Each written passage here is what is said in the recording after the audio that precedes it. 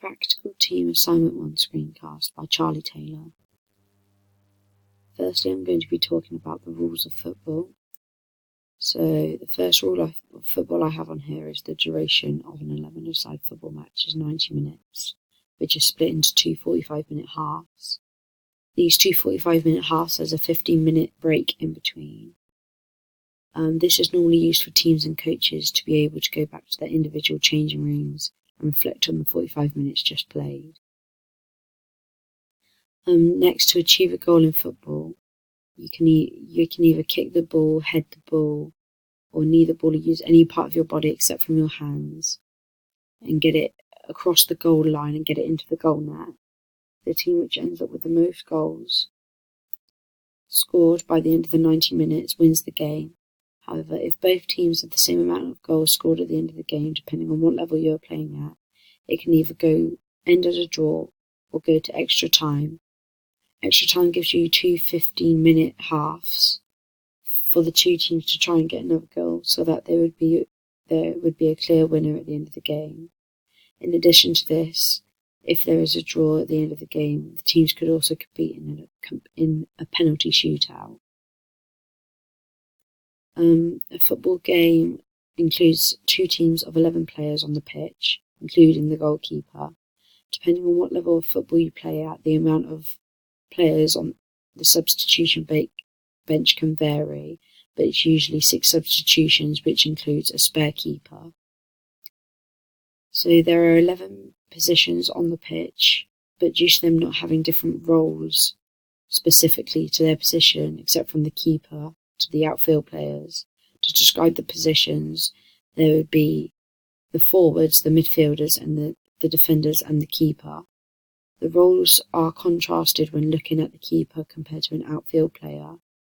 This is because a goalkeeper is able to use their hands to stop shots going into the goal net, whereas an outfield player is only allowed to use their feet and the rest of their body except from their hands. And if they use their hands, it would be called as a handball. In addition to this, if a goalkeeper used their hands out of the 18-yard box, the opposition team would be allowed a free kick. Lastly, when a ball goes off the pitch, it can be called one of 3 things. These are a throw-in, a goal kick, or a corner. A throw-in is given to one of the teams when the ball has gone out through the touchline, and a player from the other team would have been the last to touch it. The player would take the throw at the point where the ball went out. When taking the throw, the athlete needs to have both feet on the ground and both hands on the ball. A goal kick is given to the team which would be defending their own half at that point, and a player from the opposition team would be the last to touch the ball before it crosses the goal line. And lastly, a corner kick is given to a team which would be attacking, and the opposition would be the last to touch the ball before it crosses their goal line. This would be in the opposition's half. The corner would be taken by the closest corner of the pitch, closest to where the ball went out of play on the goal line. Next, I'm going to be talking about the fouls in football and the punishments for them. When a foul is given, the athlete who performed the bad tackle or foul could either get a warning, a yellow card, or a red card, and this depends on how severe the tackle is and the response of the athlete after the tackle. So when a player fouls a player from the other team, the opposition would be given a free kick, which can either be direct or indirect. A direct free kick is when the taker of the free kick is able to shoot straight away, whereas an indirect free kick is when the ball has to be passed to another player of the same team before attempting to score a goal. A free kick can be taken from anywhere on the pitch at the point where the foul is made. In addition to this, if a foul is made by the defending team in their own 18-yard box, the opposition may receive a penalty, and this would be taken from the penalty spot, and all players, except from the defending team's goalkeeper, has to be outside of the box and behind the ball. Here are some examples of actions which could be seen as fouls, and which a player would get punished for if they did these things. And that is shirt pulling, dangerous two-footed tackle, handling the ball, holding an opponent, preventing the keeper from releasing the ball out of his hands, kicking the ball away, and assaulting/swearing at the ref. There is many more as well, but these are just a few. So the next I'm going to go on to football regulations. First of all, the size of a football pitch is roughly around 90 to 100 metres long and 45 to 90 metres wide. Each pitch will vary. A football pitch is a rectangular shape. The long edges are called the touch lines and the short edges are called the goal lines. A football pitch is split into two equal halves made by the halfway line. In each half, the team would have an 18-yard box, which the goalkeeper would be dominating throughout the match, and this would be located on the goal line.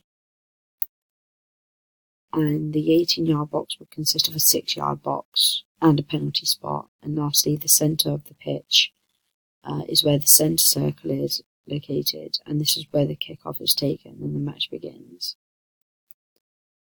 So this slide just shows a bird's eye view of what a football pitch is like and what the areas include. So here is an 18-yard box which consists of a penalty spot and a 6-yard box. This would be the area in which the goalkeeper would be dominating. This is the halfway line which splits the pitch in half, and this is the centre circle. This spot right here would be where the match starts, and if any goals are scored throughout the match, this would be where the play starts again. And it's the exact same on the other side as well. So now I'm going to go on to the officials in football.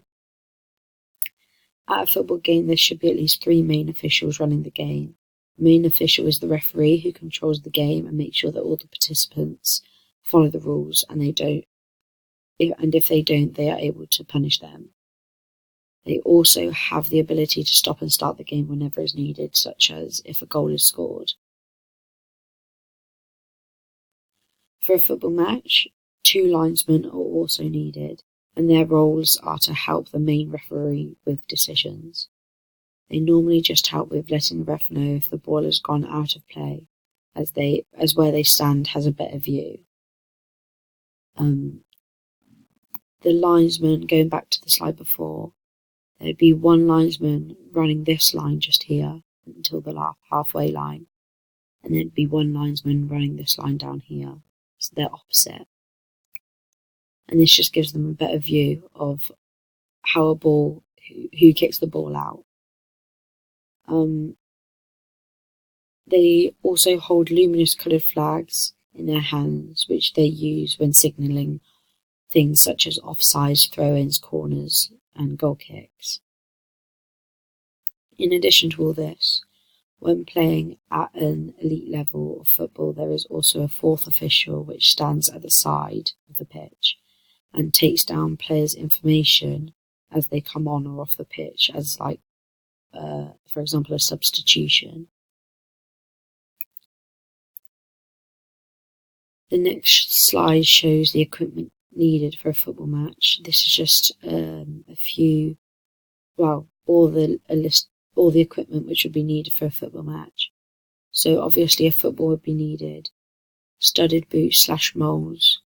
Normally studded boots are metal studs, which are a lot better for games which are played on grass pitches, as it gives them a better grip in the ground, whereas moles would be played on more 4G or 3G pitches. A goalkeeper would need to wear keeper gloves and a whistle for the ref, shin pads, that's a safety reason, and the linesman would need the line flags. So now I'm just going to give 3 scenarios which would occur in a football match and what would happen and how they are taken. So the first scenario I'm going to talk about is an offside. An offside is very hard to describe, but first of all, an offside is when a player is closer to the opposition's goal than the ball and the second to last opponent, This is also including the defensive team's goalkeeper, when their teammate tries to play the ball through to them. So this is shown right here. This player here is closer to the goal line than the last defender. And if the ball is here and played, that would be called as an offside, as they are deeper than the back line of the opposition team.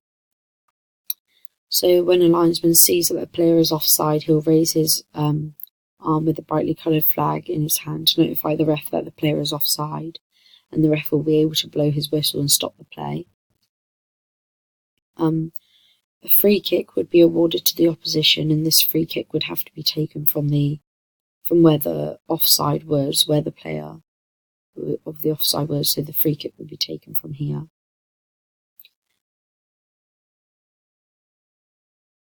The free kick would be known as an indirect free kick at this point, as the ball would be in a position where it's in the team's own half, so they wouldn't be able to shoot straight away. The ref would then blow his whistle when the free kick taker is ready. And this is to start the play, and the free kick would be taken. After the free kick is taken, the two teams are able to play normally. That's my first scenario. My second scenario is a team being awarded a free kick due to the opposition tugging their shirt. It starts with the player driving with the ball as their opposition is trying to tackle them. The opposition then starts to fall behind and starts to pull the shirt of the player to slow them down. The ref would see this and stop the play, as this is classed as a foul and gives a free kick to the team which was already attacking. The free kick is placed just outside of the box, meaning that it can be a direct free kick, as the player taking it would be able to shoot straight away. The taker of the free kick would then wait for the referee to blow his whistle to start the play, and they would then be able to take their free kick. And then my last scenario is when a team is awarded a throw-in. At the beginning, a player would be driving the ball down the side of the pitch and may take a too big of a touch, and the ball goes off the pitch and crosses the touchline. The referee would then blow his whistle and award the other team the throw-in, as the opposition touched the ball last. And this would be seen by the linesman, as they have a clear view of who touched the ball last. The throw-in would be taken at the point where the ball crossed the touchline, and the taker is allowed to take a run-up. If the player takes a foul throw, then the opposition team would be awarded a throw instead. It would be a foul throw if the player didn't have both feet on the ground, or if they didn't have both hands on the board. To take the throw-in, a player doesn't have to wait for the whistle to blow again. They can throw it to one of their players when they are ready. However, if they take too much time, the ref will tell them to hurry up, as there will be time wasting.